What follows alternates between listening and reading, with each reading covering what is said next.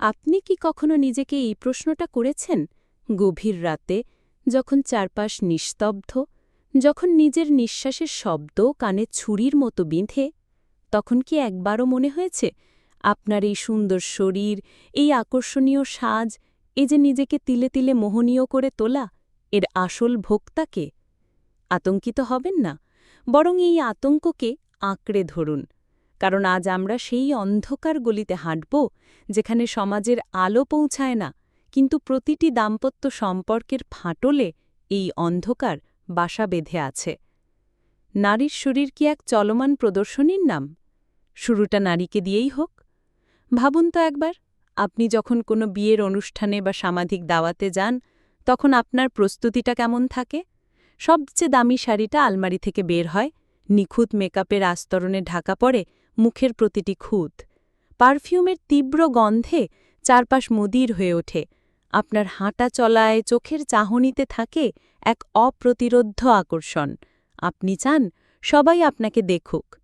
হাজারো পুরুষের লোলুপ দৃষ্টি, অন্য নারীদের ঈর্ষাকাতর চাহনি, এই সবই যেন আপনার আত্মবিশ্বাসকে কয়েকশো গুণ বাড়িয়ে দেয়। আপনি তখন শুধু একজন নারী নন, আপনি এক জীবন্ত শিল্পকর্ম। কিন্তু এই শিল্পকর্মের প্রদর্শনী শেষ হলে যখন ঘরে ফেরেন, তখন কি হয়? সেই দামি শাড়িটা অবহেলায় চেয়ারের ওপর পড়ে থাকে। মেকআপ তোলা ক্লান্ত মুখটা দেখে নিজেরই মায়া হয়। স্বামীর জন্য আপনার কোন সাজটা বরাদ্দ থাকে? রাতের পুরনো ঢিলেঢালা একটা পোশাক? সারাদিনের ক্লান্ত ঘর্মাক্ত শরীর? কেন কেন আপনার সৌন্দর্যের সেরাটা দেখার অধিকার আপনার স্বামীর নেই? যে পুরুষটি আইনত এবং সামাজিকভাবে আপনার শরীরের একমাত্র হকদার, তার জন্য আপনার এই অনীহা কেন? আপনি কি তবে বাইরের পুরুষের প্রশংসার ক্ষুধার্ত? তাদের বাসনা ভরা দৃষ্টিই কি আপনার সাজের অনুপ্রেরণা? এই শরীর দেখিয়ে আপনি আসলে কাকে মজা দেন? কাকে জয় করতে চান? নিজের স্বামীকে, নাকি পুরো পৃথিবীকে? এই প্রশ্নগুলো নিজেকে করুন। উত্তর দিতে গিয়ে যদি আপনার ভেতরটা কেঁপে ওঠে, যদি নিজেকে অপরাধী মনে হয়, তবে বুঝবেন সমস্যাটা আসলেই গভীরে।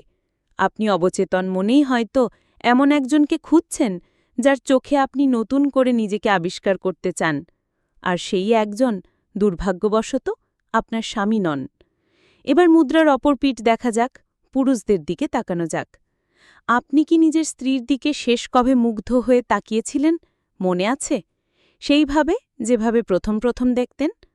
আপনার চোখ আটকে যায় পাশের বাসার ভাবির দিকে, যখন তিনি ভেজা চুলে বারান্দায় আসেন। আপনার মুখ প্রশংসায় পঞ্চমুখ হয়ে ওঠে বউয়ের বান্ধবীর সামান্য একটা নতুন ড্রেস দেখে। শালী বা অন্য কোনো আত্মীয়ের রূপের স্তুতি করতে আপনার জিহ্বা কখনো ক্লান্ত হয় না। আপনার কাছে পৃথিবীর সব নারী আকর্ষণীয়, সুন্দরী, প্রশংসার যোগ্য। ব্যতিক্রম শুধু একজন, আপনার নিজের স্ত্রী। আপনার স্ত্রী যখন অনেক আশা নিয়ে একটা নতুন শাড়ি পরে সামনে এসে দাঁড়ায়, আপনি হয়তো ভ্রু কুঁচকে টিভির পর্দায় তাকিয়ে থাকেন।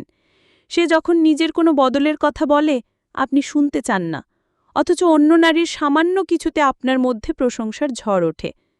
কেন এই দ্বিচারিতা? যে নারীটা আপনার জন্য নিজের সবকিছু, পরিবার, স্বপ্ন, অভ্যাস ত্যাগ করে আপনার সংসারে এসেছে, তার প্রতি আপনার এই অবহেলা কেন? আপনি কি জানেন আপনার একটি মুগ্ধ দৃষ্টি, আপনার দুটি প্রশংসার বাক্য তার জন্য কতটা মূল্যবান? আপনি বাইরে অন্য নারীদের প্রশংসা করে আসলে কি প্রমাণ করতে চান? নিজের পৌরুষ? নাকি নিজের স্ত্রীকে এটা বোঝাতে চান যে সে আর আপনার কাছে আকর্ষণীয় নয়? আপনারই অবহেলায় কি আপনার স্ত্রীকে বাইরের জগতে নিজের আকর্ষণ প্রমাণ করতে ঠেলে দিচ্ছে না? সেই যখন দেখছে ঘরের মানুষটি তাকে দেখছে না, তখন সে বাইরের হাজারো চোখের সামনে নিজেকে মেলে ধরছে, শুধু একটু স্বীকৃতির জন্য, একটু প্রশংসার জন্য। বিষয়টা আসলে একটা ভয়ঙ্কর চক্র। স্বামী তার স্ত্রীকে প্রশংসা করে না, তার দিকে মুগ্ধ হয়ে তাকায় না, ফলে স্ত্রী নিজের সাজসজ্জা, নিজের আকর্ষণ স্বামীর কাছে উপস্থাপন করার আগ্রহ হারিয়ে ফেলে। এই অবহেলায় তার মনে জন্মায় এক তীব্র শূন্যতা। সেই শূন্যতা পূরণ করতেই সে বাইরে বের হবার সময় নিজেকে উগ্রভাবে আকর্ষণীয় করে তোলে। সে বাইরের লোকের চোখে নিজের মূল্য খুঁজে পেতে চায়। অন্যদিকে পুরুষ যখন দেখে তার স্ত্রী ঘরে একদম সাদামাটা, অপরিষ্কার হয়ে থাকে, তখন তার চোখ বাইরের দিকে যায়। সে বাইরের টিপটপ সেজেগুজে থাকা নারীদের দেখে মুগ্ধ হয়। এবং তাদের প্রশংসা করে। এই প্রশংসা স্ত্রীর কানে এলে তার অভিমান আরও বাড়ে। সে ভাবে, আমার স্বামী তো আমাকে দেখেই না, তাহলে কার জন্য সাজব? এইভাবেই তৈরি হয় এক পারস্পরিক অবহেলার চোরাবালি। নারীটি বাইরে থেকে স্বীকৃতি খুঁজে আনে, কারণ ঘরের মানুষটি তাকে দেখে না। আর পুরুষটি বাইরের প্রশংসার ফুল ফোটায়, কারণ ঘরের ফুলটিকে সে অবহেলায় শুকিয়ে ফেলেছে। দুজনেই দুজনের কাছে অপরাধী, অথচ কেউ স্বীকার করতে চায় না। এর সমাধান কোনো মনোবিজ্ঞানী বা সম্পর্ক বিশেষজ্ঞের কাছে নেই। এর সমাধান আপনার নিজের কাছে, আপনাদের দুজনের কাছে। পুরুষদের বলছি, আজই বাড়ি ফিরে আপনার স্ত্রীর দিকে নতুন করে তাকান। তার সারাদিনের খাটুনির পর ক্লান্ত মুখটার দিকেও ভালোবাসার চোখে তাকান। তাকে বলুন তাকে কতটা সুন্দর লাগছে। তার রান্নার প্রশংসা করুন। মনে রাখবেন, আপনার স্ত্রী কোনো পুরনো আসবাবপত্র নয় যে তাকে অবহেলায় এক কোণে ফেলে রাখবেন। সে আপনার অর্ধাঙ্গিনী।